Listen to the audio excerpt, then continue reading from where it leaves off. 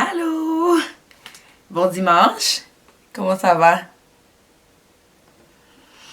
Comment vous allez aujourd'hui?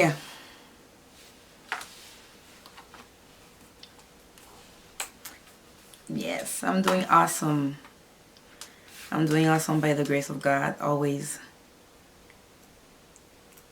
Je pense qu'il y a beaucoup d'entre vous qui attendaient ce cours-ci.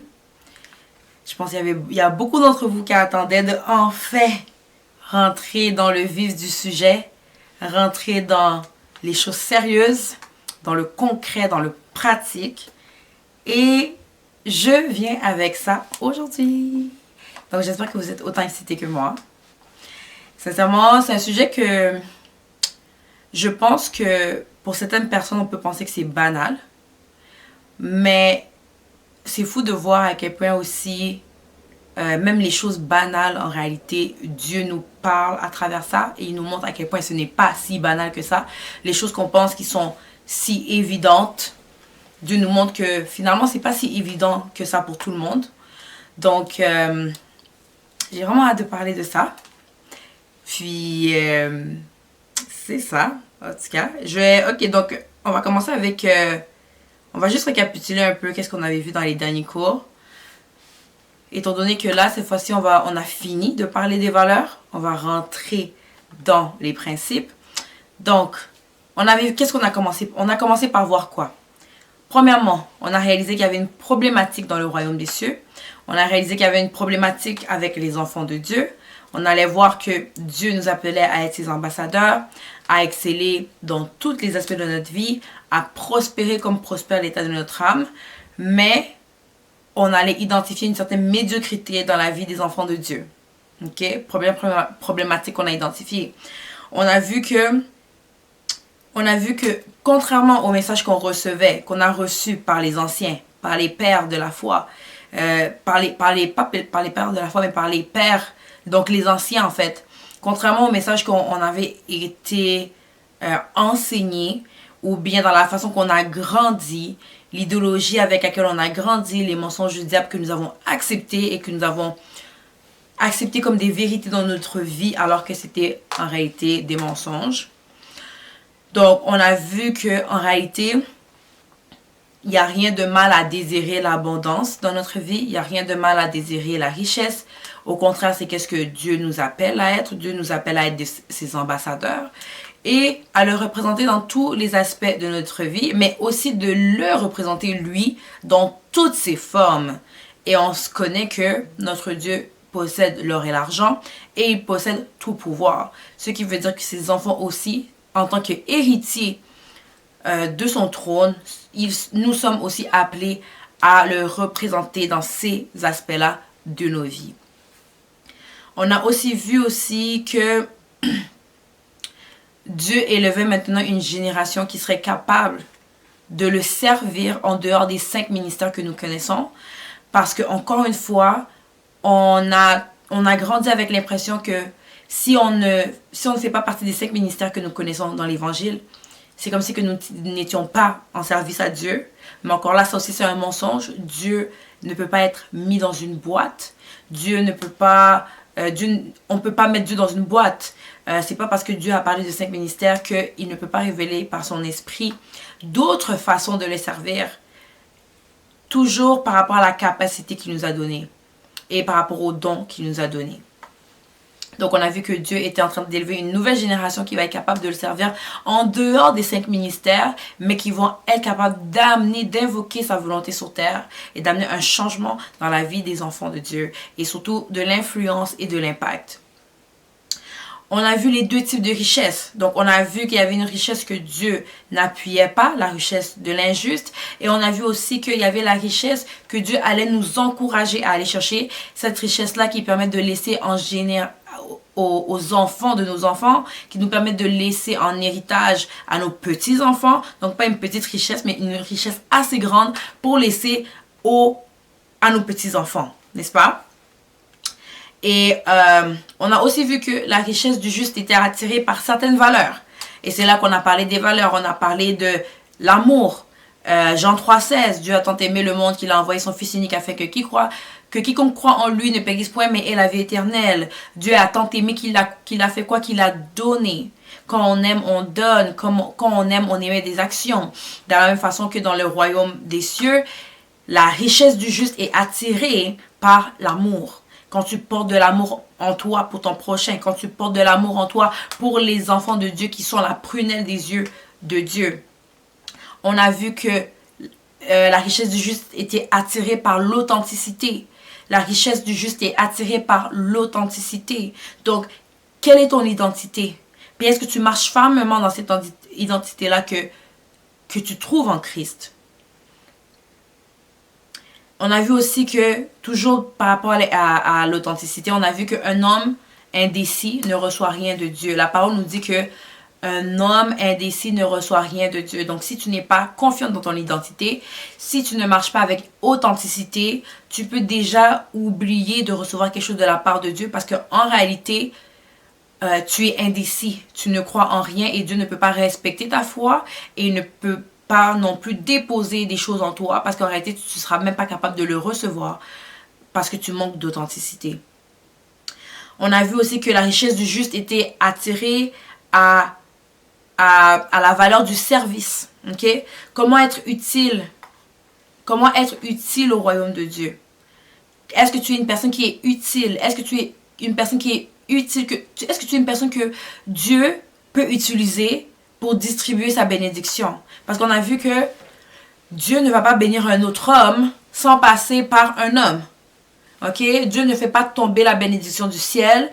Dieu ne fait pas tomber le miracle du ciel. Cette époque-là est révolue. Il n'y a plus de manne qui tombe du ciel. Dieu passe toujours par les hommes pour bénir d'autres hommes. Alors, comment te positionnes-tu en face de Dieu pour être une personne qu'il pourra utiliser pour faire passer sa bénédiction? Et plus tu es disponible, the more you are available, the more God can use you pour faire passer sa bénédiction.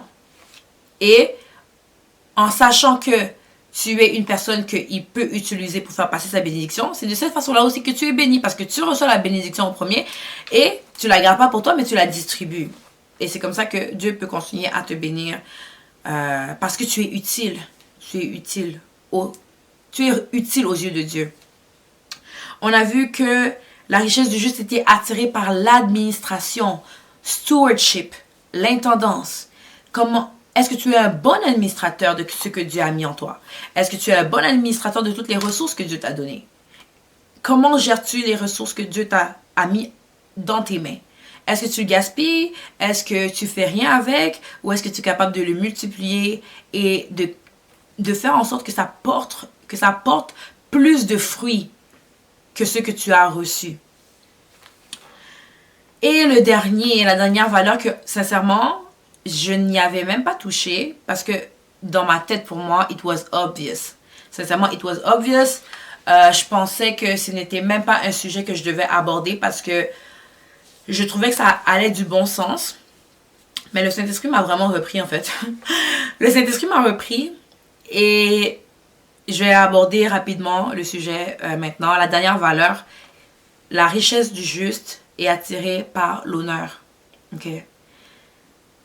Je pensais en fait, pourquoi j'en ai pas parlé, c'est parce que justement je pensais que c'était tellement obvious, mais dans les dernières semaines, Dieu m'a ouvert les yeux sur certaines situations qui se passaient dans le corps du Christ, où on pouvait voir à quel point les gens manquaient d'honneur en fait. Comment on est rendu dans une génération qui ne respecte plus les autorités? Comment on est rendu dans une génération qui ne respecte plus l'être humain? Une génération qui ne respecte plus les positions que Dieu a placées certaines personnes. Tout le monde a un mot à dire. Tout le monde a un argument. Tout le monde est plus intelligent que l'autre. Tout le monde est plus sage que l'autre. Et dans cette façon de faire-là, on se met carrément, on se creuse notre propre tombe. Parce qu'on n'est pas capable de donner l'honneur lorsque l'honneur est dû. Et on manque de respect et on manque d'honneur là où on devrait être capable de donner de l'honneur. Et c'est là que le Saint-Esprit m'a amené dans le livre de la Bible, dans Esther, ok? Le livre d'Esther, vous irez lire le livre d'Esther. Dans le livre d'Esther, ok, c'est l'histoire de la reine élue, Vasti, et de Esther qui était... c'était comme... Elle n'était pas la reine élue en fait, elle était concubine du roi. Okay? Elle faisait partie des femmes, des autres femmes du roi, mais elle n'était pas comme la reine légitime. Okay? Donc, je fais fast forward, ok? Le roi, dans sa position, ok? Dans son autorité, la position qu'il portait, lorsqu'il ordonnait à quelqu'un de se présenter devant lui, la personne devait se présenter devant lui. Et, parce qu'en fait, il était l'autorité suprême, ok? Donc, tu avais l'autorité suprême qui allait appeler une audience, ok? Qui allait appeler une audience avec toi. Et tu devais absolument t'y présenter parce que c'est ton autorité suprême. Donc, c'est à lui que tu réponds en premier, ok? Donc, il y avait le roi et il avait sa femme qui s'appelle Vasti, qui était la reine, ok? La reine élue, la reine légitime. Et il a donné un banquet. Il a donné un banquet dans son royaume, dans son palais. Et il voulait montrer à ses invités la beauté de sa femme. Mais pendant que le roi donnait un souper dans son palais, une fête dans son palais, la reine aussi avait donné sa propre réception dans une autre partie du palais. Et arrivé au moment où le roi a appelé la reine Vasti pour qu'elle puisse venir en sa présence, pour qu'elle puisse montrer à ses invités à quel point sa femme était belle, etc. et tout, la reine a refusé. La reine a dit non, moi j'ai mes invités, je dois m'occuper de mes invités, je ne serai pas en mesure de venir dans ta réception.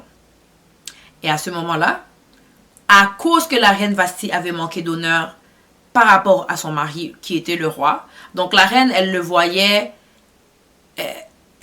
pas dans le... Pardon. Oh, I'm so sorry.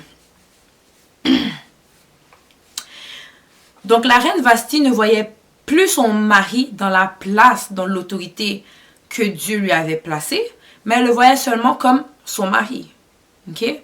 La familiarité de la reine Vasti a fait en sorte que elle n'était pas en mesure de respecter et d'honorer la position de son mari face au trône et face à Dieu. Parce que la parole nous dit que c'est Dieu qui donne autorité. Il possède toute autorité et c'est lui qui donne l'autorité. Donc, quand la reine Vasti ne voyait plus son mari comme cette personne d'autorité-là aux yeux de Dieu, mais elle a commencé à le voir seulement comme son mari. Et en faisant ça, à cause de cette familiarité-là, elle a fait cette erreur grave de le manquer de respect, de le manquer d'honneur, de ne pas lui donner de l'honneur là où c'était dû. Et ça, en plus, en face de toutes les invités. À ce moment-là, le roi a répudié, répudier c'est un gros mot, il a déclaré que Vasti n'aurait plus jamais le droit de se présenter devant lui. Et il a élu une autre reine comme sa femme légitime, comme la reine du peuple, ok, comme sa femme. Et c'était la reine Esther, ok. Et c'est comme ça que le Saint-Esprit, en fait, me rappelait cette histoire-là. Parce que dans la génération dans laquelle on vit, on regarde les hommes comme des hommes. On ne regarde plus les hommes comme des autorités qui ont été placées par Dieu. Okay? On ne voit plus les hommes comme des personnes, comme des autorités qui ont été placées par Dieu. On ne voit plus les hommes comme la prunelle des yeux de Dieu. Ce qui veut dire que tu ne peux pas traiter l'être humain comme tu veux. Ok? Dieu a payé un prix fort pour l'être humain. Il a payé un prix fort pour toi et moi. Ok? Ça veut dire, ça montre à quel point Dieu tient à nous. Mais on est grandi dans une génération où on peut parler de tout le monde comme on veut. On peut émettre des commentaires comme on veut. Donc sans le respect, sans honneur, etc. Et ça vient bloquer des bénédictions face à Dieu.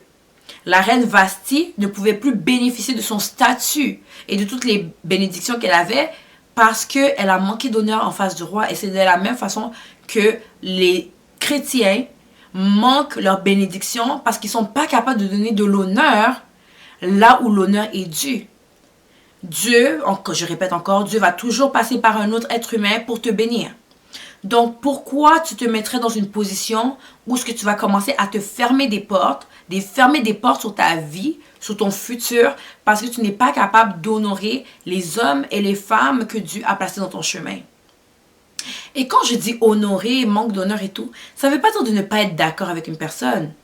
On a 100% le droit de ne pas être d'accord avec certaines personnes, mais comment tu vas exprimer ton mécontentement? Comment tu vas exprimer ton désaccord? Là, c'est là où on parle du manque d'honneur, de l'honneur et du manque d'honneur. Et le Saint-Esprit traînait vraiment à ce que je parle de ça. L'enfant de Dieu qui veut prospérer dans ses finances, qui veut être élevé dans sa vie, qui veut avoir accès à de l'influence, de la puissance, de l'argent, ok, à des territoires, ok, se doit d'être un enfant qui donne de l'honneur, ok, qui sait honorer les personnes en face de lui.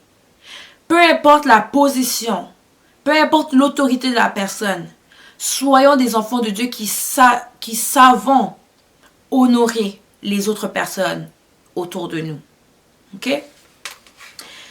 Donc, c'était vraiment ça que je voulais juste recap, ok? Je voulais juste recap par rapport à toutes les valeurs qu'on avait vues et ajouter par rapport à l'honneur parce que malheureusement, quelque chose que, en fait, pour moi, que je trouve que it's obvious, mais c'est pas obvious pour tout le monde. Ce n'est pas, je cherche le terme, ce n'est pas, it's not common sense for everybody. Je cherche vraiment le terme en français. Bref, donc c'est pas donné à tout le monde en fait de voir les choses de la même façon. Fait que je devrais pas prendre pour acquis que tout le monde voit les choses de la même façon que moi je vois les choses. Donc, si c'est la grâce que Dieu m'a faite de voir les choses de cette façon, tant mieux. Mais je le partage avec vous parce que c'est une réalité. Si on n'est pas capable de donner de l'honneur, on se bloque, on se met des bâtons dans les roues, on creuse notre propre tombe, puis on est notre propre frein à notre élévation et à notre accélération. Ok? Donc, maintenant qu'on a fini de parler des valeurs, on va parler des principes. Ok? Ouvrons la Bible dans Genèse 1, 29. Ok? Genèse 1, 29. Je vais aller ouvrir ça ici.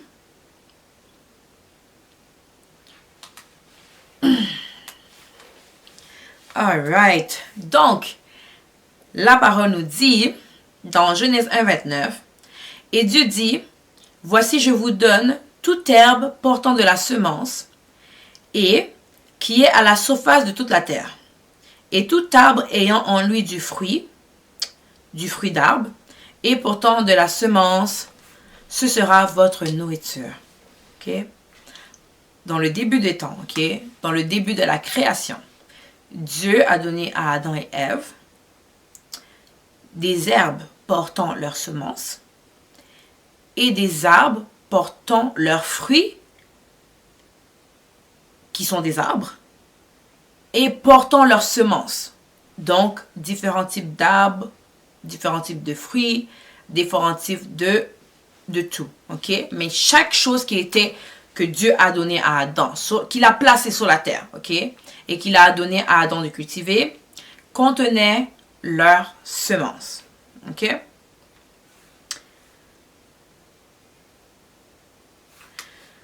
Pour être capable de prospérer dans tes finances, tu auras besoin d'une semence. Ok?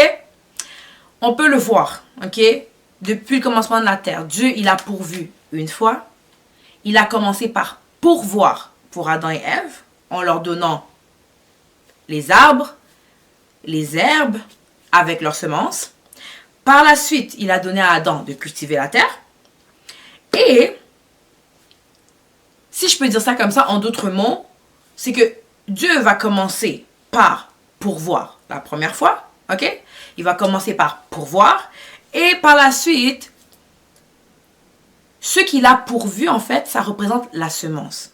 La première chose que Dieu te donne, ça représente la semence. Et dans la semence, il existe un nombre illimité de fruits, il existe un nombre illimité de bénédictions, il existe un nombre illimité d'abondance. Ok? Dans la semence, il y a un nombre illimité de fruits. Donc, dis-moi un peu, ok? Je vais te poser une question. Puis j'aimerais que tu me répondes dans le chat. Alright? On va faire ça un peu interactif aujourd'hui. Lorsque tu reçois ton salaire, qu'est-ce que tu fais avec ton salaire? Que fais-tu avec ton salaire quand tu reçois ton salaire? Bien sûr. En fait, j'attends la réponse. Je veux savoir si on part sur les bons fondements, si on part sur les bonnes fondations, ou est-ce qu'on a plus de travail à faire que je le pense? Yep. Donc, la première chose que tu devrais faire quand tu reçois ton salaire, c'est bien sûr donner ta dîme. OK? It's a no-brainer. C'est pas négociable. Quand tu reçois ta paye, première chose, tu donnes ta dîme. OK? Par la suite, la deuxième chose que tu vas faire avec, c'est penser à toi. OK? Tu donnes ta dîme pour honorer Dieu, mais par la suite, tu prends soin de toi avec ce que Dieu il a pourvu pour toi. OK? Ensuite,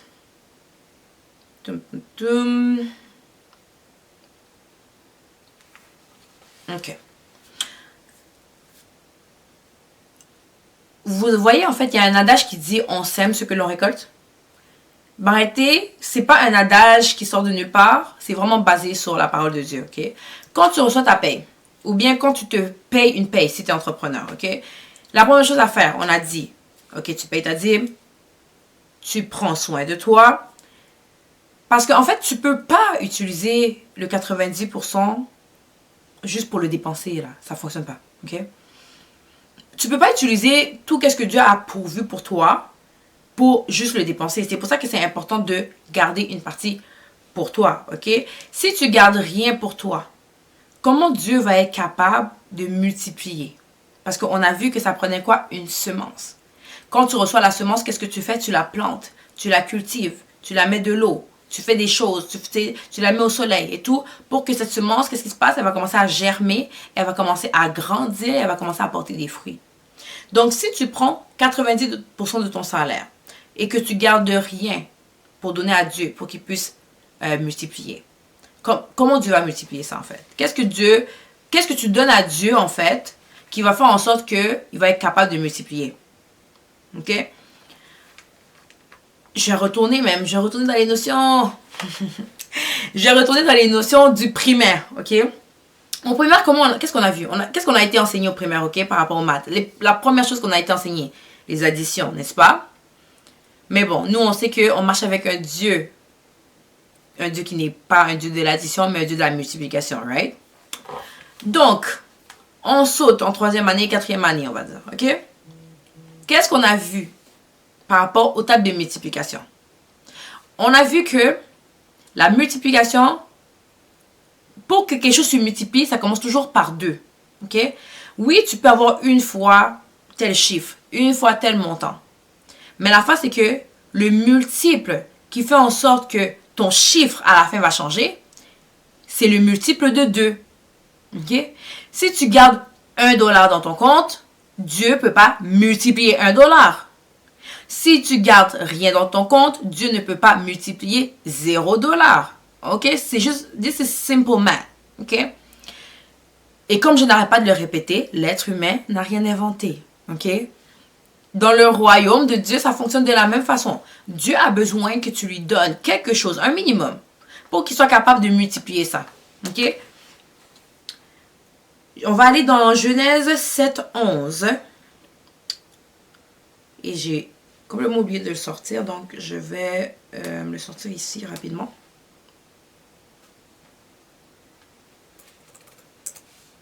Genèse 7:11. Je lis la parole au nom du Seigneur. L'an 600 de la vie de Noé, le second mois, le 17e jour du mois, en ce jour-là, toutes les sources du grand abîme jaillirent et les écluses des cieux s'ouvrirent. Ok, c'est pas le passage que je cherchais. Je vais juste aller regarder.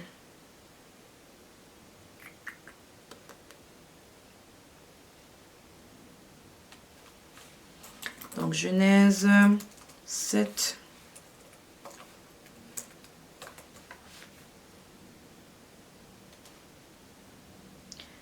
Ok.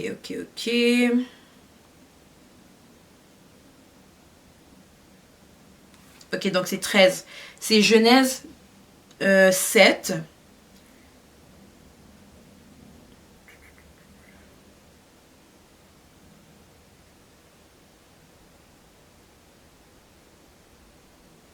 Ouf. Et je suis vraiment désolée. Ok, un instant. Genèse 7.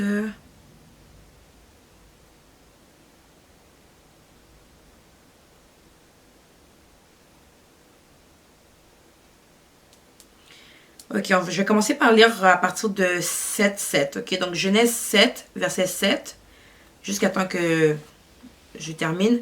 Donc ça dit, et Noé entra dans l'arche avec ses fils, sa femme et les femmes de ses fils, pour échapper aux eaux du déluge. D'entre les animaux purs et les animaux qui ne sont pas purs, les oiseaux et tout ce qui se meut sur la terre. Il entra dans l'arche auprès de Noé, 2 à 2, un mâle et une femelle, comme Dieu l'avait ordonné à Noé. Ok. Ensuite, je vais sauter dans verset 14. Verset 13. Genèse 7, 13. Ce même jour entrèrent dans l'arche de Noé Sem, Cham et Japheth, fils de Noé, la femme de Noé et les 3 femmes de ses fils avec eux. Eux et tous les animaux selon leur espèce, tout le bétail selon son espèce, tous les reptiles qui rampèrent sur la terre selon leur espèce, tous les oiseaux selon leur espèce, tous les oiseaux, tous les petits oiseaux, tout ce qui a des ailes. Ils entrèrent dans l'arche auprès de Noé, 2 à 2, de toute chair ayant souffle de vie. Il en entra mâle et femelle, de toute chair, comme Dieu l'avait ordonné à Noé. Puis l'Éternel ferma la porte sur lui. Guys, quand Dieu a jeté son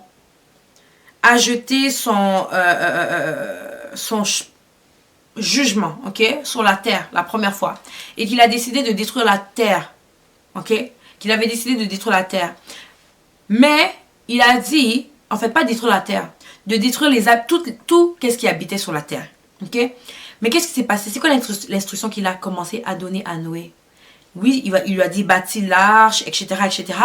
Mais qu'est-ce qu'il a fait après? Il a dit à Noé, regarde, tu vas prendre toutes les espèces qui existent sur la terre et tu vas les rentrer dans l'arche 2 à 2, mâles et femelles. Ok? 2 à 2, mâles et femelles. Dieu aura toujours besoin de quelque chose pour créer autre chose, ok, dans ta vie. Si tu veux vivre l'abondance, si tu veux vivre la bénédiction, si tu veux vivre la multiplication de tes finances, ok, l'abondance dans tes finances, tu as besoin de donner à Dieu quelque chose.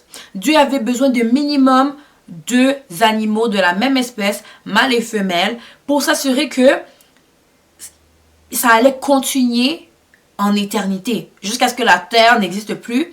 Ce type d'animaux-là, ce type d'espèces-là, allait perdurer jusqu'à la fin des temps. Et ce, comment? À partir de 2 membres de cette espèce-là. Ok? Donc, c'est la même façon que Dieu veut travailler dans nos finances. C'est la même façon qu'on l'a vu à l'école. La table de multiplication commence par 2. Ok? Oui, ça commence par 1, mais l'effet de la multiplication commence par 2. Dieu aura besoin que tu lui donnes quelque chose, ok? Et ce quelque chose-là, c'est ça ta semence.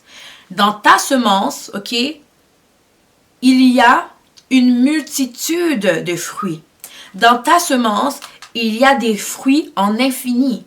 De la même façon que lorsque Dieu a sauvé l'humanité, que Dieu a sauvé ces espèces-là, de la même façon que Dieu avait besoin de 2 membre animal, ok, de 2 corps animaux, ok, la mâle et la femelle, afin qu'ils puissent se reproduire de façon infinie, en abondance, qu'il y en ait sur la terre jusqu'à la fin des temps. Il avait absolument besoin d'un multiple de 2.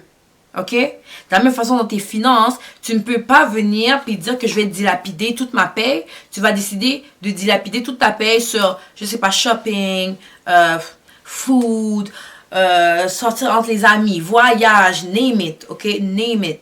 Tu vas dilapider ta paye, mais après, tu vas prier à Dieu qu'il te fasse un miracle financier. Mais qu'est-ce que tu lui as laissé dans les mains, en fait, pour qu'il travaille avec? Qu'as-tu laissé dans les mains de Dieu pour qu'il soit capable de multiplier ta semence? Tu n'as plus de semence. Tu as donné ta semence. OK?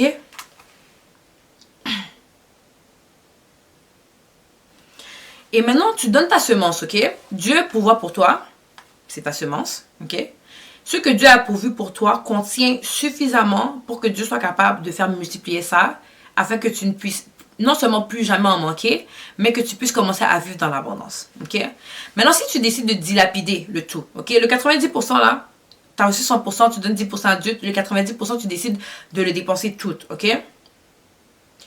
Après, tu commences à prier à Dieu pour bénir mes finances, multiplie mes finances, give me a breakthrough, cause un miracle. En réalité, ce que tu es en train de dire à Dieu là, c'est fais tomber ta manne, ok? Fais tomber ta manne. Je veux voir ton miracle, je veux voir ta manne, ok? Parce que on se rappelle de l'histoire, n'est-ce pas, que les enfants d'Égypte étaient sortis, les enfants d'Israël étaient sortis de l'Égypte, ils se sont retrouvés dans le désert, ils ont commencé à demander à Dieu pour manger, ok? Dieu a fait le miracle. Et qu'est-ce qui allait se passer? C'est que la manne allait tomber du ciel. Et cette manne, il fallait qu'elle soit mangée directement quand elle tombait du ciel. Si tu essayais de garder la manne pour plus de 24 heures, si tu essayais de garder la manne pendant la nuit pour pouvoir le manger le matin, quand tu allais arriver le matin, tu allais voir que la manne a pourri. Okay? Et Dieu, qu'est-ce qu'il allait faire? C'est qu'il allait faire tomber la manne chaque jour pour les enfants d'Israël. Il faisait tomber la manne chaque jour pour les enfants d'Israël, ok? Fait que maintenant, toi, à chaque fois que tu dis, il faut que tu vois, en fait, il faut que tu sois capable de voir que à chaque fois que tu demandes au Seigneur, Seigneur, interviens dans mes finances, à cause qu'il te reste rien, ok? À cause que tu n'as pas été capable de mettre de l'argent de côté, à cause que tu n'as pas été capable de mettre des économies, de garder de l'argent pour toi, pour ta famille, pour ton futur. À chaque fois que tu demandes au Seigneur, Seigneur, interviens dans ma vie, en réalité, tu es en train de demander au Seigneur la manne. Et Dieu, parce qu'il est un papa responsable, parce que on l'a vu dans Matthieu 6, que Dieu a dit que ne soyez pas comme les païens à prier pour vos besoins, parce que votre Père qui est dans les cieux connaît vos besoins et il va rencontrer vos besoins. OK? Donc, chaque fois que tu fais ça, en réalité, tu invoques le Dieu de la provision. Okay? Le Dieu de la provision, le Dieu de la manne. Okay? Le Dieu qui va produire, le Dieu qui va pourvoir pour tes besoins. Mais maintenant, l'histoire, c'est que Dieu nous appelle à ne pas seulement expérimenter le Dieu de la provision, mais à expérimenter le Dieu de l'abondance. Parce que nous sommes les héritiers du Christ. Nous sommes des enfants de Dieu. Nous sommes appelés à vivre, à expérimenter le Dieu de l'abondance. Okay? Mais comment expérimenter le Dieu de l'abondance si on reste seulement au niveau d'invoquer le Dieu de la provision? Le Dieu de la provision qui est que je n'ai plus rien, aide-moi. Je suis dans le désert, je n'ai plus de nourriture, fais tomber ta manne. Montre-moi que tu es Dieu en faisant tomber ta manne, en répondant à mon besoin. Dieu nous appelle à un niveau plus élevé que ça. Si on veut être des chrétiens qui ont une influence dans ce monde, okay, qui ont un droit de parole dans ce monde, qui ont un pouvoir réel dans ce monde, on ne peut pas se contenter de marcher avec le Dieu de la provision, mais on doit commencer à marcher avec le Dieu de l'abondance. Et comment tu vas faire pour activer la manifestation du Dieu de l'abondance dans ta vie? C'est en offrant à Dieu une semence. Ok? Dieu a pourvu pour toi. Ok? Dieu a pourvu. Les disciples marchaient avec Jésus-Christ. Ok? Les disciples marchaient avec Jésus-Christ. Ils sont allés évangéliser. La foule est restée. Et Jésus leur a demandé. Et la foule ne voulait pas les lâcher. Ok? La foule voulait rester dans la présence de Dieu. Au point d'être affamés. Les disciples et Jésus-Christ, ils ont vu qu'est-ce qui se passait. Ils ont vu que les disciples ne voulaient pas rentrer. Le peuple ne voulait pas rentrer. Ils voulaient rester avec eux. Mais ils commençaient à avoir faim. Ça fait longtemps qu'ils sont là. Qu'est-ce qui s'est passé? Jésus-Christ a demandé à ses disciples. Qu'est-ce qu'on a? Quelles sont nos provisions? Ok? Budget. Qu'est-ce qu'on a mis de côté? Vous voyez un peu? Il n'y a rien qui n'a été inventé par l'homme. Ok? Qu'est-ce qu'on a? Qu'est-ce qu'on a mis de côté? Qu'est-ce qui nous reste? La personne qui était en charge des provisions lui a dit, regarde, il nous reste 5 pains, 5 poissons. Jésus a présenté la provision. Ok? Dieu a pourvu pour Jésus et les disciples. Quand ils sont partis en croisade, quand ils sont partis en évangélisation partout dans le monde, ils sont partis avec des provisions. Ok? Qu'est-ce que Dieu avait pourvu pour eux? Dans ce que Dieu a pourvu pour eux, ils ont gardé quelque chose. Ils n'ont pas tout mangé pour eux. Ils se sont pas rassasiés. Ils se sont pas comme, comment on dit? Ils n'ont pas comme, donc, ils n'ont pas fait d'excès de table. J'ai le mot qui me quitte. Ils n'ont pas fait d'excès de table puis ils se sont bourrés avec toutes les provisions qu'ils avaient. Au contraire, ils savaient qu'ils partaient avec des provisions. Donc, ils savaient que, ok, on peut manger un peu comme ça. Et tout pour nous assurer de manquer de rien pendant le long voyage. Arrivé devant la foule. Ok, c'est quoi qu'on a? 5 pains, 5 poissons. Jésus-Christ a pris les 5 pains et les 5 poissons. Il a rendu grâce au Seigneur. Et Dieu a multiplié la semence qui était la provision. Ok? Ce que Dieu pourvoit dans ta vie, c'est ça ta semence. Est-ce que tu es capable de garder la semence ou est-ce que tu dilapides ta semence? Est-ce que tu es capable de garder quelque chose pour que Dieu soit capable de multiplier? Ou bien tu es un chrétien qui n'a pas encore travaillé la valeur du stewardship, qui n'a pas encore travaillé la valeur de l'administration et qui fait en sorte que à la fin de ta paye, à la fin du mois, il ne te reste plus rien que Dieu va utiliser pour multiplier. Ok? Qu'est-ce qui s'est passé quand Dieu a multiplié? Il a multiplié les 5 poissons et les 5 pains. Ils ont nourri toute la foule, que je ne me rappelle pas c'était quoi le nombre, je pense que c'était 400 personnes, ok, ou 4000 personnes. Ils ont nourri toutes ces personnes-là et à la fin, qu'est-ce qui s'est passé? Il restait 12 paniers pleins. 12 paniers pleins. Dans la provision de Dieu, la provision de Dieu représente ta semence. Okay, représente une semence, ok? Et dans la semence, il y a une multitude de semences. Il y a une multitude de fruits. Quand tu plantes un arbre, un pommier, ok? Tu prends la pomme, ok? Dieu a pourvu avec une pomme, ok? Dans la pomme, il y a comme 9 pépins. Tu plantes ces pépins-là qui sont la semence, et tu te retrouves avec 9 arbres, 9 pommiers. Et ces 9 pommiers-là vont produire un nombre illimité de pommes avec leurs semences à l'intérieur. Dieu veut qu'on soit capable de chérir la semence qu'il nous donne. Il veut qu'on soit capable de réaliser l'importance de sa provision dans nos vies. Qu'on puisse voir la provision de Dieu d'une autre façon que juste de la manne, quelque chose qui va revenir. Ok? Quelque chose qui va revenir, que Dieu va toujours nous donner. C'est bien de manger une pomme par jour, mais pourquoi pas avoir des pommiers à n'en plus finir? Pourquoi pas être capable d'avoir des pommes en abondance qui va faire en sorte qu'on est capable de nourrir, d'être des bénédictions à d'autres personnes qui n'ont pas de pommes? Vous voyez un peu? Donc, tu actives l'abondance de Dieu avec ce que tu arrives à garder. OK? Tu peux pas payer ta voiture, payer ton loyer, tes activités. Et puis après, tu demandes à Dieu que, oh, accorde-moi un miracle parce que il me reste plus rien. Like, I need a breakthrough. OK? On a cette prière-là. J'ai besoin d'une percée financière. Seigneur, donne-moi une percée financière et tout. La réalité là, c'est que on appelle ce que maintenant on appelle des breakthroughs. OK? On prie pour des breakthroughs, puis on pense que le breakthrough, c'est quand Dieu envoie sa manne. Parce que qu'est-ce qui se passe, c'est que, justement, tu n'as pas été capable de garder aucune semence. OK? Tu n'as pas été capable de garder une semence.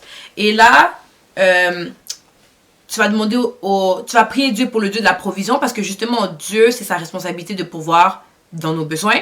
Il va répondre à ton besoin. Et là, tu vas penser que c'est un breakthrough. C'est pas un breakthrough. En réalité, c'est juste la manne. Le mois prochain, c'est la même chose qui va arriver. Tu vas payer ta voiture, ton loyer, ton épicerie, tes sorties, tes voyages. Il ne va plus rien te rester et tu vas faire la même prière à Dieu.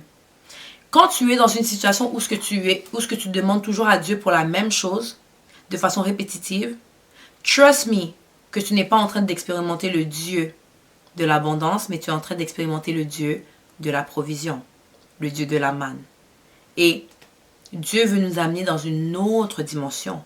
Parce que expérimenter le Dieu de l'abondance, c'est Dieu qui nous élève.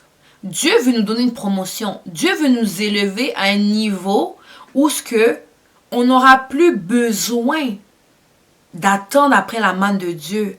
Mais on sera capable même de produire avec tout ce que Dieu nous a donné, avec les semences que Dieu nous a données. Dieu veut changer ta vie. Dieu veut changer ton niveau de vie. Dieu veut changer ton niveau. Il veut t'augmenter ton niveau. OK?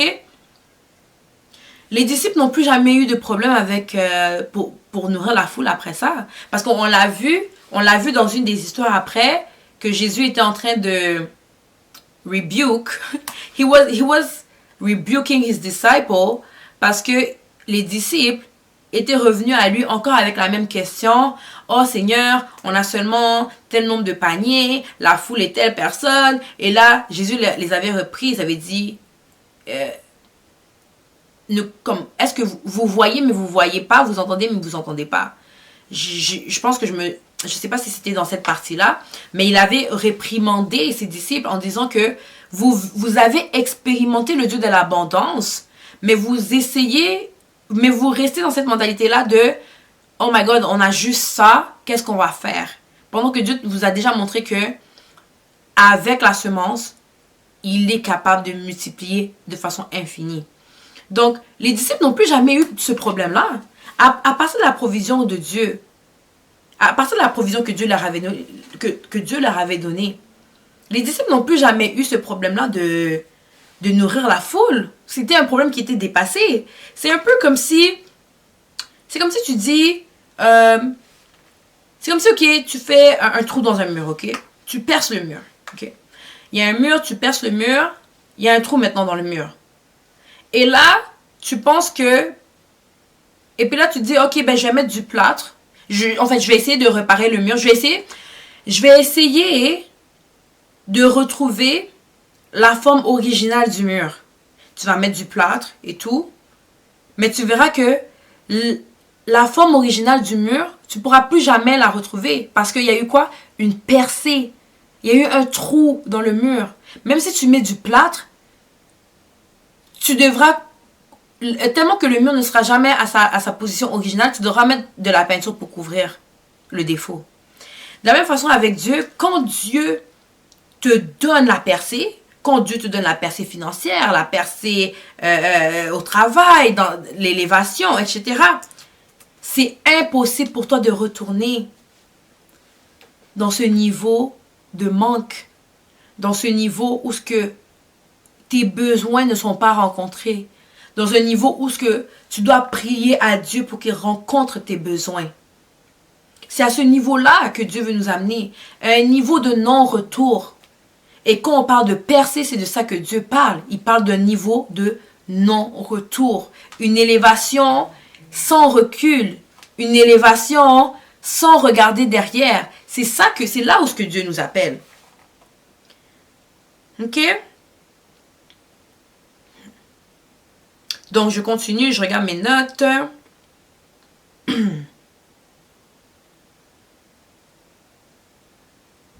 Amen, amen, amen, amen. Ok, l'histoire d'Isaac. Ok, si je reviens maintenant encore à l'histoire d'Isaac. Guys, je vous dis là, sincèrement, si chaque enfant de Dieu peut prier à Dieu d'ouvrir ses yeux par rapport aux histoires qu'on lit dans la Bible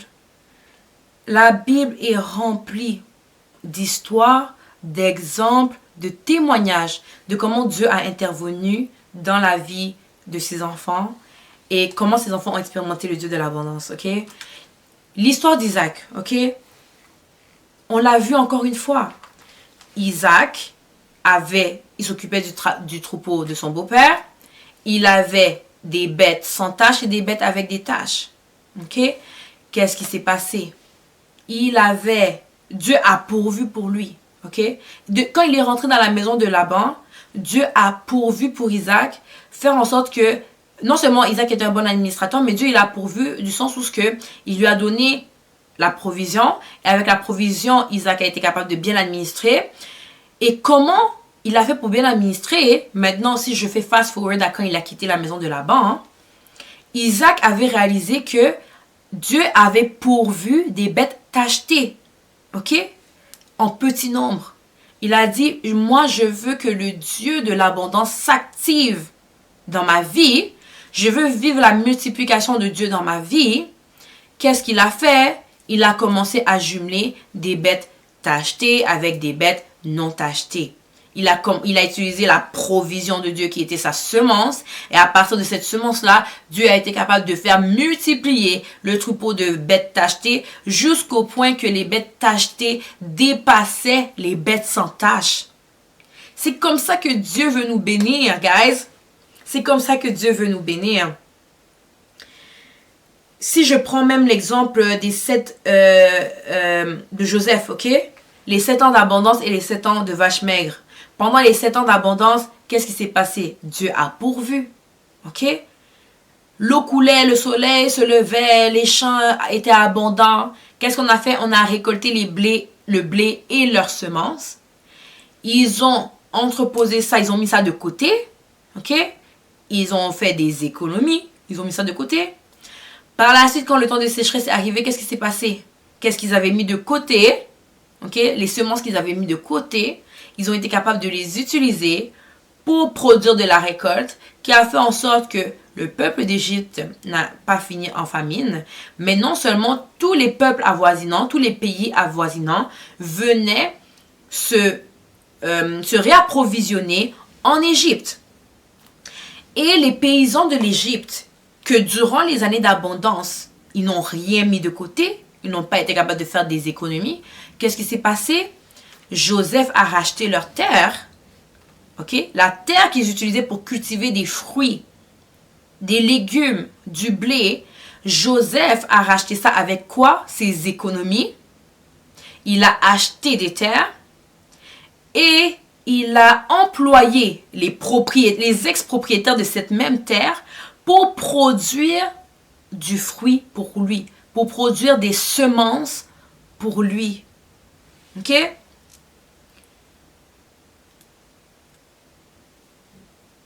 Donc Joseph mettait le minimum, ok? Il a mis le minimum de côté, mais ce minimum-là, c'est ce minimum-là qui a servi à racheter les terres de ceux qui n'avaient pas été capables de mettre ce minimum-là. C'est pour ça que on dit, la Bible nous dit que à celui qui a, on donnera, et à celui qui n'a pas, on enlèvera même ce qu'il croit avoir. Les paysans de ce moment-là, ils pensaient avoir des terres. Mais à cause qu'ils n'ont pas été capables de mettre en application ce principe-là de garder la semence, ils se sont retrouvés sans semence et maintenant il fallait qu'ils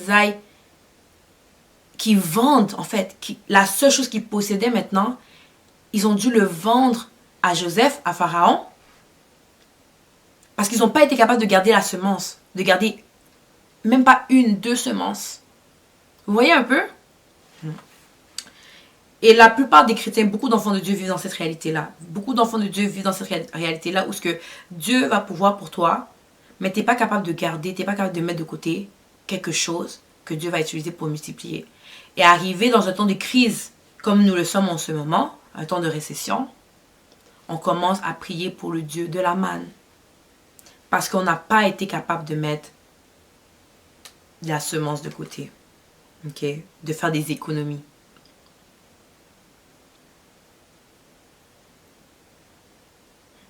Et en plus, ça me fait penser, hein, c'est tellement puissant là, ça me fait penser, la semence là, c'est quelque chose qui ne périme jamais.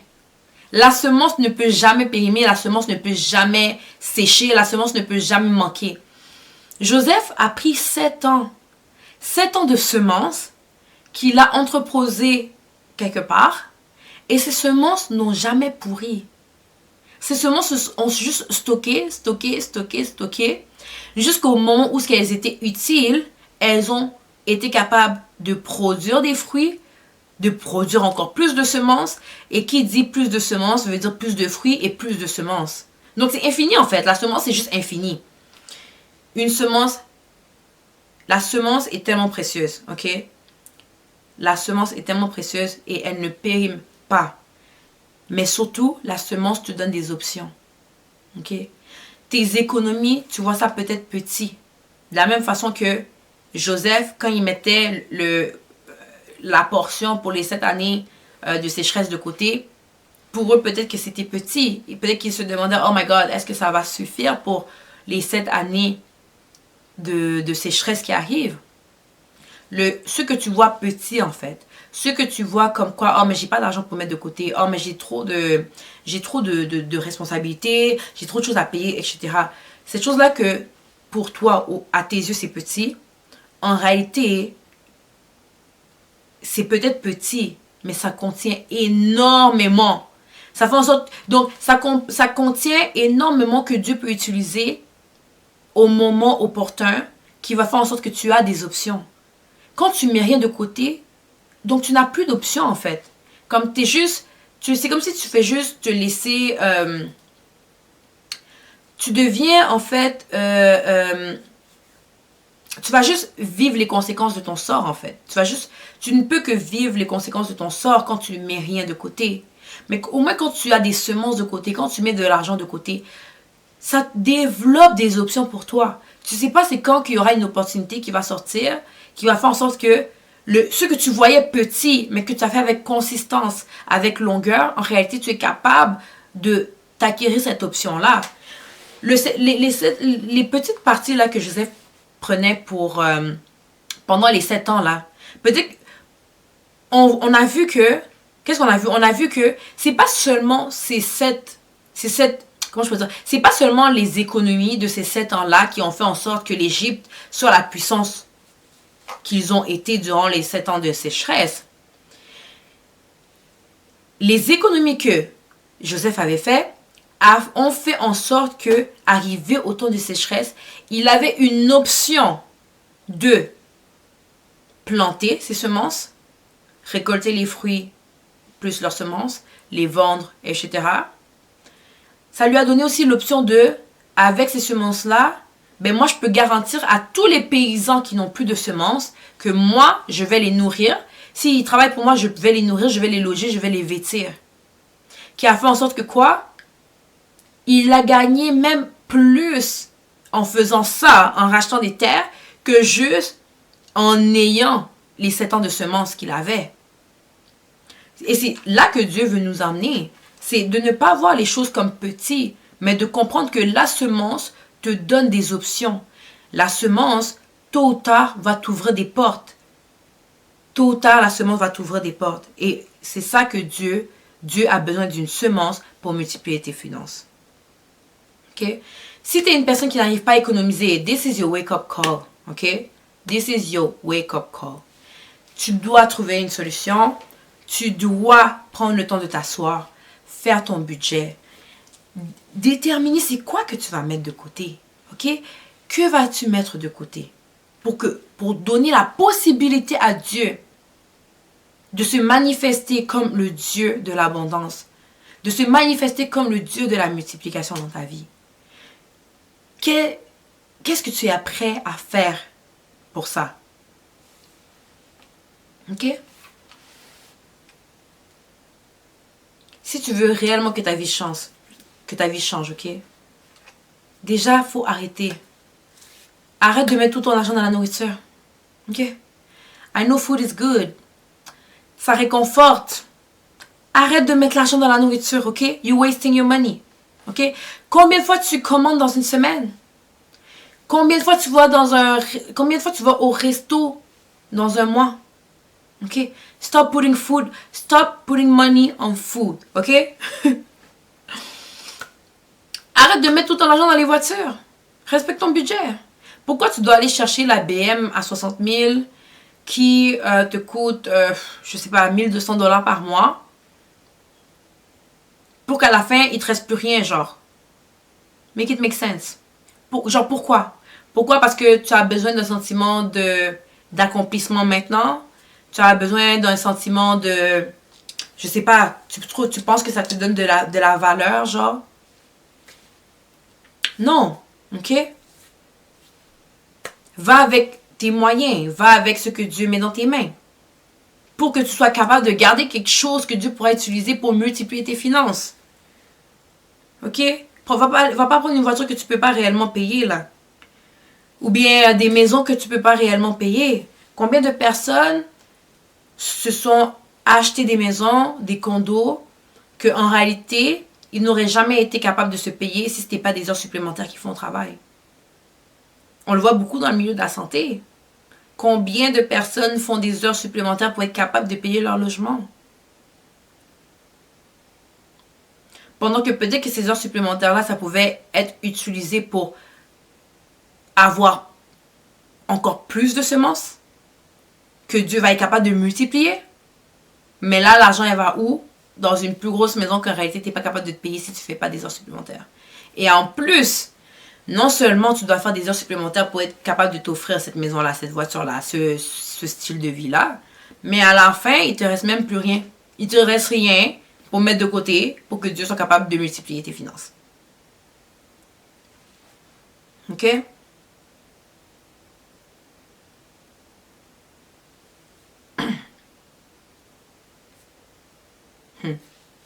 Le dernier, je pense que les gens ne vont pas beaucoup m'aimer quand je vais dire ça. Hein? Surtout les hommes de Dieu, là. Les hommes, femmes de Dieu ne vont pas m'aimer quand je vais dire ça. Arrête de donner tout ton argent à l'église. Stop it. Si donner tout ton argent à l'église, c'était ça qui faisait multiplier tes finances, puis c'est ça qui faisait en sorte que tu accèdes à l'abondance de Dieu et à l'élévation financière, tous les chrétiens seraient riches. On aurait beaucoup plus de chrétiens riches en ce moment. C'est pas vrai que donner tout son argent à l'église, c'est ça qui amène le breakthrough financier, qui amène la percée financière. Sinon, on verrait beaucoup plus de chrétiens riches, beaucoup plus de chrétiens influents, beaucoup plus de chrétiens qui ont du pouvoir. Mais c'est pas le cas. Pourquoi on se borne à utiliser des équations pendant des années, des équations qui n'ont jamais fonctionné? Pourquoi on se borne à marcher, à écouter, à croire en des formules qui n'ont jamais fonctionné? Des formules qu'on voit de nos propres yeux que ça ne fonctionne pas.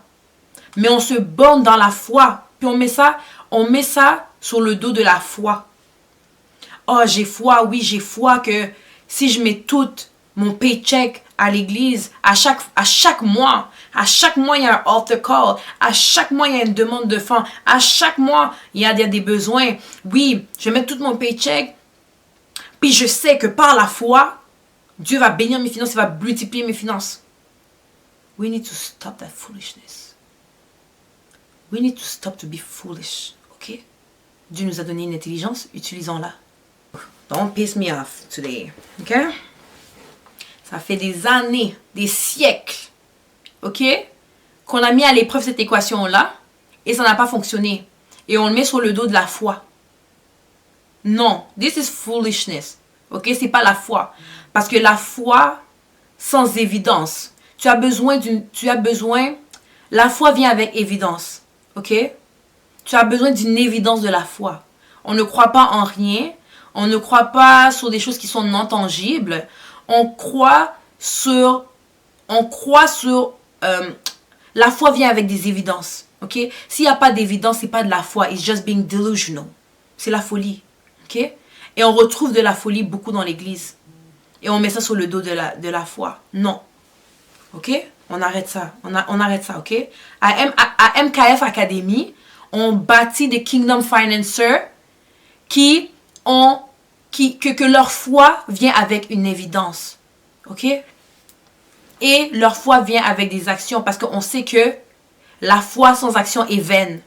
La foi sans action est morte. Hey. On continue.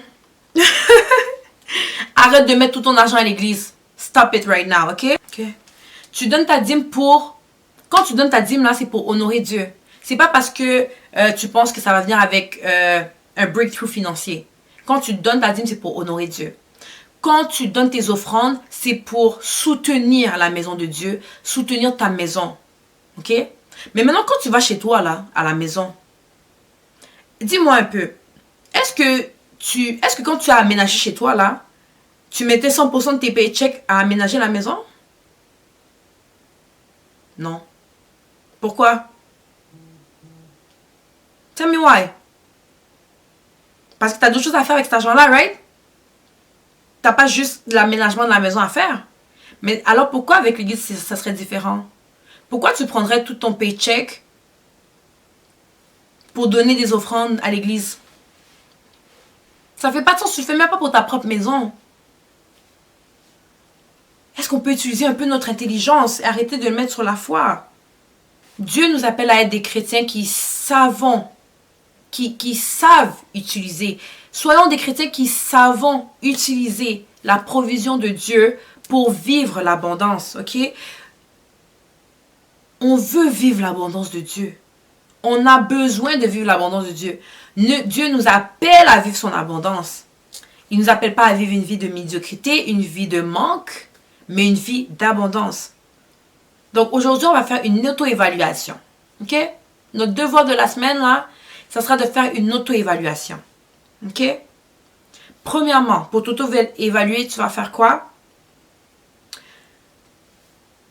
Tu vas te poser la question, ok? Est-ce que j'utilise bien la provision que Dieu m'a donnée? Ok? La provision que Dieu m'a donnée. Ok? Tu vas regarder, pour être capable de répondre à cette question-là, en fait, tu vas premièrement regarder ta cote de crédit. Tu vas aller regarder ta cote de crédit. Ok? Ça va t'en dire beaucoup. Je pense que j'ai pas besoin d'extrapoler. Ok? Tu vas aller regarder ta carte de crédit. Ta cote de crédit, excuse-moi. Et ta cote de crédit, c'est un reflet de comment tu utilises la provision que Dieu t'a donnée. Ok? Deuxièmement, tu vas aller regarder l'âge de tes comptes d'épargne. Ça fait combien de temps que ton compte d'épargne il est ouvert? Compte d'épargne, compte d'investissement, ok? Tout combiné. Et tu vas aller regarder ta consistance dans ta participation à ça. Ok? Tu as ouvert ton compte d'épargne il y a combien de temps? Ton compte d'investissement il y a combien de temps? Et quelle est ta consistance de participation dans ce compte-là? Est-ce que, ok, tu t'es dit que tu allais mettre de l'argent chaque semaine. Pendant combien de temps tu as été consistant dans cet objectif-là? Tu as dit que tu allais mettre de l'argent chaque 2 semaines, à chaque mois, tel montant, etc. Est-ce que tu as été consistant avec ça? Est-ce que tu as été consistant avec ça? Et pendant quelle durée de temps? Ok? Que tu as été consistant avec ça. Ok? Ensuite, ça c'est pour qu'on puisse, je veux vraiment qu'on puisse s'aider, ok? À améliorer notre façon de gérer les semences que Dieu nous donne, la provision que Dieu nous donne. Donc, je vais vous donner quelques astuces, en fait, pour être capable de mettre de côté de l'argent. Parce que je sais que c'est pas facile, guys. On vit en plus dans une économie qui est... En fait, on est dans une récession. On peut le voir avec le coût de la vie, le coût de l'épicerie, le coût... Bon, j'ai dit le coût de la vie, donc ça englobe tout, mais tu sais, le coût de l'épicerie, le coût des activités, le coût des... Comme... On dirait que tout s'est rendu un luxe. Comme... On dirait que tout est rendu un luxe, ok, en 2025. Donc, je sais à quel point c'est difficile.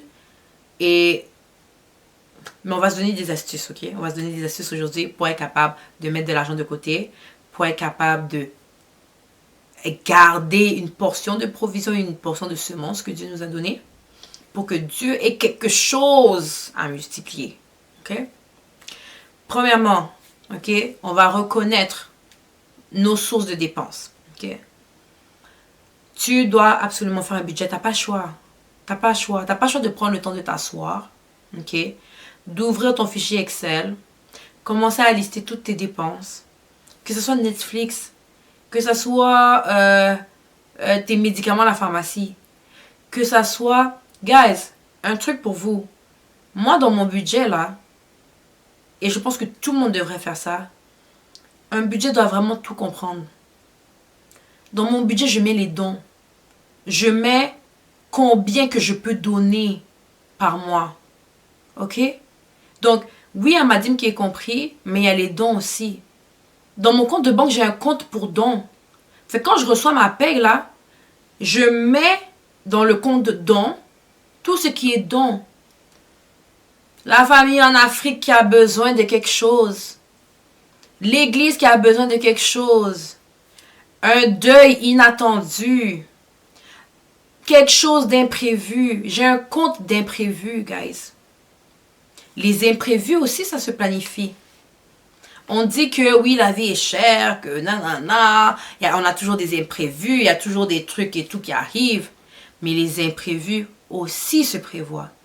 Tu dois faire un budget. Quand tu fais ton budget, là, tu dois allouer une portion aux imprévus. Puis les imprévus, on s'entend que c'est pas comme à chaque jour, là. C'est pas à chaque mois. OK? Faut aussi redéfinir c'est quoi un imprévu et c'est quoi une urgence. Parce que tu as besoin d'un compte d'urgence, d'argent que tu vas mettre de côté pour l'urgence. Tu as besoin d'un compte que tu vas mettre de côté pour les imprévus. OK? Mais c'est pas le même compte, les imprévus puis les urgences, là. OK? Donc, dans ton budget, tu dois avoir un budget pour les dons. Tu dois avoir un budget pour les imprévus. Tu dois avoir un budget pour les urgences. Le budget pour les urgences, il faut que ce soit vraiment... Le compte d'urgence, là, tu vas l'utiliser seulement quand c'est une urgence, là. OK? Genre, c'est une question de vie ou de mort, là. C'est ça, urgence. Les imprévus, c'est juste les imprévus. Parce que qu'est-ce qui se passe, justement, tu n'as pas des imprévus à chaque jour, là. Fait qu'est-ce qui se passe, c'est que chaque paye, tu mets de l'argent dans ton compte imprévu, puis ça s'accumule. La journée qu'il y aura réellement un imprévu, ben, tu auras déjà de l'argent de côté pour cet imprévu-là. En espérant que l'argent de côté que tu as mis, ça soit suffisant. Puis si ce n'est pas suffisant, tu peux aller jouer avec d'autres comptes et tout pour venir combler, pour pallier à cet imprévu-là. OK? Tout se prévoit, même les imprévus. OK? Il faut prévoir les imprévus dans le meilleur de nos capacités. Parce que il peut arriver des fois où ça va au-delà de ce que tu as prévu. Mais l'important, c'est que tu auras prévu un minimum. OK? Donc, reconnaître tes sources de dépenses. Faire les ajustements nécessaires. Guys, c'est pas normal que tu payes ton téléphone 150$ par mois. OK? Ton cellulaire, là, en 2025, c'est pas normal que tu payes ton téléphone 150$ par mois. Puis si tu le payes 150$ par mois, ben c'est ta cloche qui est en train de sonner pour dire, va magasiner, change de compagnie, regarde qu'est-ce qui fonctionne pas, pourquoi ça te coûte autant cher. Même quand tu prends un téléphone à contrat, c'est pas censé te coûter 150$ par mois. Est-ce que c'est parce que tu utilises trop de données? Fait qu'on te charge des extra every time? Change de forfait. Change de forfait pour un forfait que tu as plus de données. Et comme ça, tu vas arrêter de payer. Tu vas arrêter de dilapider ton argent et donner ton argent, donner ton temps. Parce que le temps, c'est de l'argent, OK? Ton argent, c'est juste la représentation de ton temps. Fait que tu vas juste donner ton temps, donner ton argent, cette ressource-là précieuse à quelqu'un parce que tu n'es pas capable de gérer tes données. Non, appelle-les, tu te dis, regarde, j'arrête pas de dépasser de 100$ par mois. OK, 70$ par mois. Changement de forfait. Donc, on doit faire les ajustements nécessaires. Si tu vois que finalement, ben, ton téléphone, tu payes 150 $ par mois parce que tu as, exemple, données illimitées. Et même si c'est pas censé être ce prix-là, données illimitées, mais c'est juste un exemple, ok? Donc, tu vois que tu payes 150 $ par mois pour données illimitées, mais en réalité, toi, tu utilises 10 gigas par mois. What are you doing? Change de forfait. Change de forfait, va payer ton 50 $ par mois, ok? Puis garde 100 $ dans tes poches. Allons faire les ajustements nécessaires. Ça peut prendre un peu de temps, ok? Puis ça peut être plate comme travail à faire, mais c'est vraiment nécessaire pour savoir, pour vraiment être capable de connaître la source de tes dépenses et pour être sûr que tu es capable d'en garder le plus possible dans tes poches, qui va faire en sorte que tu donnes quelque chose à Dieu à multiplier. Deuxième astuce, planifie à l'avance. Je disais tantôt que les imprévus, on sait qu'il y aura des imprévus. On n'est pas dans La La Land, on n'est pas dans Bisounours, ok? Il y aura toujours des imprévus, alors planifie ton imprévu à l'avance, ok? Planifie tes imprévus à l'avance. Ensuite, fixe-toi des objectifs clairs, ok? Et atteignables. Donc, des objectifs d'argent que tu peux mettre de côté. Et atteignables, ok? Clair et atteignable. Donc, chaque paye, je vais mettre 300 $ d'économie. Est-ce que pour toi, c'est clair? Oui, parce que c'est chaque paye. Tu as la fréquence, tu as le montant. Ok? Mais est-ce que c'est atteignable 300 $ par paye pour toi? Pose-toi la question. Donc, on ne veut pas qu'on fasse les choses d'une façon extrême, mais toujours balancée. Parce que qu'est-ce qui se passe, ok? C'est que si tu vas d'une façon extrême, tu vas te dire que, ok, ben moi, je peux mettre 300 $ par paye dans mes économies. Au début, tu vas commencer, mais finalement, le 300 $, c'est un peu trop serré pour toi, qui fait en sorte que, oui, tu mets dans tes économies 300 $, mais finalement, ça fait en sorte que tu utilises sur ta carte de crédit 300 $. Alors, qu'est-ce que tu vas faire? Tu vas revoir tes dépenses sur ta carte de crédit. Tu vas revoir la façon que tu dépenses pour diminuer tes dépenses. Et tu vas mettre moins en économie. Parce que tu vois qu'en réalité, l'économie que tu mets de côté, en réalité, tu en as besoin. Tu en as besoin. Donc, revois tes besoins à la baisse. Être capable de revoir tes besoins à la baisse. Et mets un objectif atteignable dans tes objectifs d'économie, ok? Quoi d'autre? Quatrième astuce, sois discipliné. Ok? Sois discipliné. Les finances, là, sincèrement, les finances, la clé, c'est la consistance. Puis, je dis la finance, mais je pense que tout dans la vie, c'est la consistance. Hein? Si tu veux t'améliorer en faisant quelque chose, si tu veux accéder à des nouveaux postes, si tu veux accéder à des nouvelles dimensions spirituelles, physiques, c'est la consistance, la persévérance, c'est la clé. Donc, le montant que tu te seras donné, ok? Même si tu me dis que c'est 20 $, guys, tu dois commencer par quelque chose, ok? Tu dois commencer quelque chose. Mais surtout, ne fais plus l'erreur de dépenser le temps précieux que Dieu t'a donné, sans faire quelque chose avec le temps qu'il t'a donné. You need to store time. You need to stock time. Ok? Dieu te donne du temps sur la terre. Puis tu vas te dire que non, j'ai tellement pas que je peux rien mettre de côté. Ne rentrons pas dans ce mensonge de l'ennemi. C'est faux. Ok? Il y a toujours une façon de faire. Il y a toujours une solution pour être capable de mettre de l'argent de côté. Même si c'est 20 $ par paye, do it.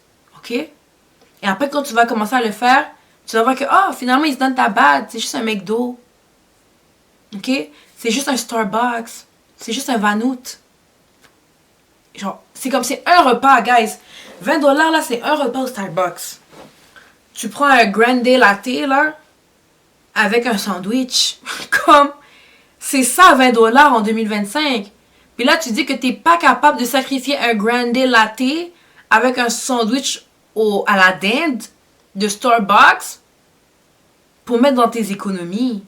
Ton temps n'est pas assez précieux pour le stock, pour faire en sorte que Dieu puisse t'en donner encore plus.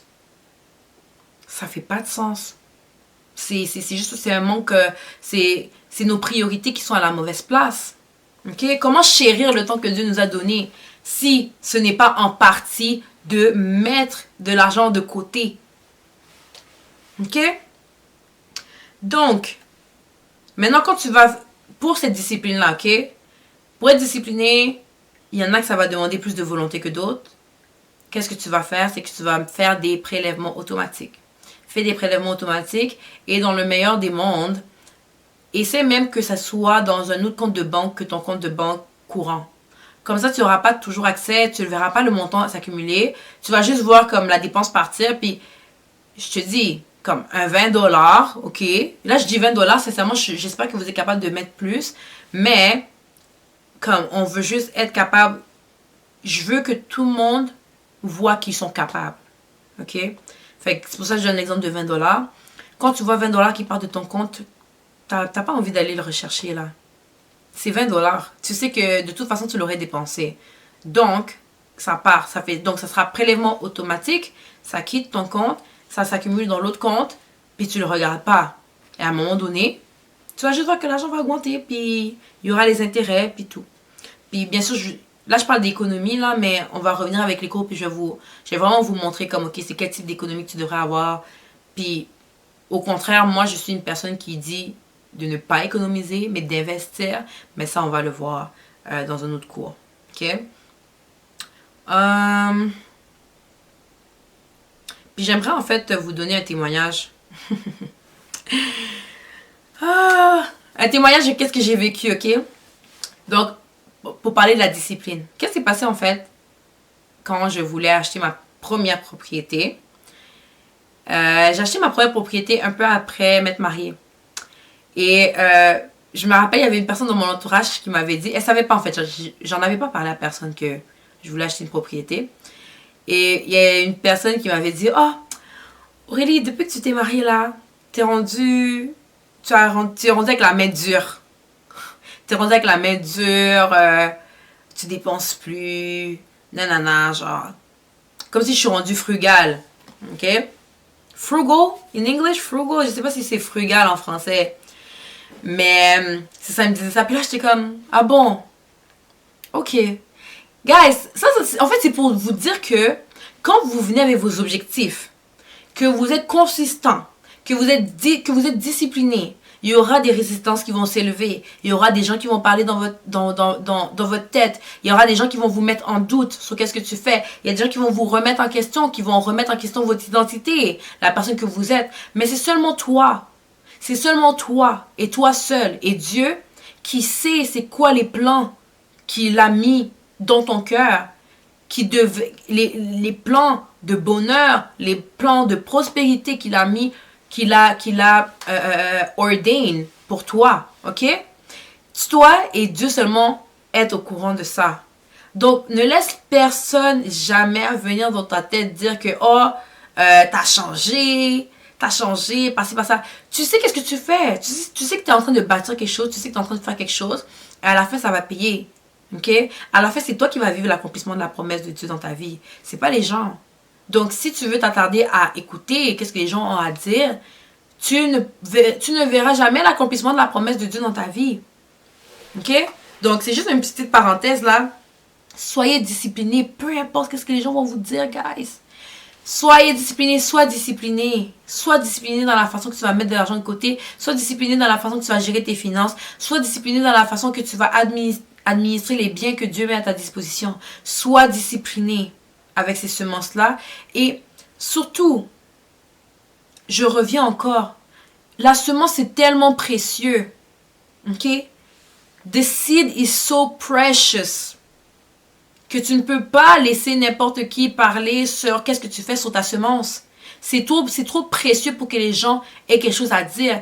La semence, c'est la provision de Dieu. La semence, c'est qu'est-ce qui permet à Dieu de multiplier. La semence, c'est une représentation de ton temps. La semence, c'est ton temps qui a le potentiel d'être multiplié par Dieu parce que tu as été capable de le mettre de côté.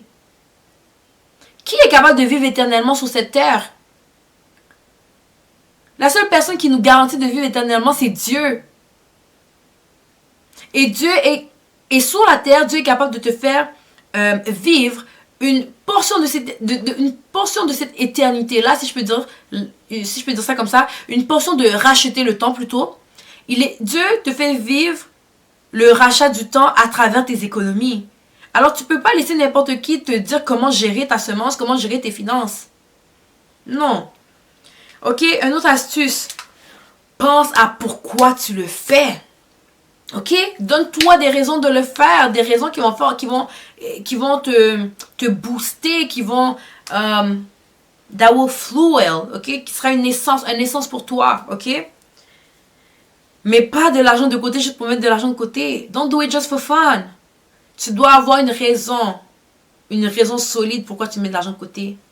Mets tes rêves de côté, fais une liste de rêves, fais une liste de toutes les promesses que Dieu a mis dans ton cœur et tout. Rappelle-toi que, ok, non, chaque fois que je vois ce 20 $, 200, 300 $ qui sort de mon compte, c'est parce que j'ai ces raisons-là, j'ai ces motivations-là. Et surtout, rappelle-toi que Dieu a besoin de ça pour t'élever dans tes finances. Ok? Keep your seed preciously. Garde tes semences de façon...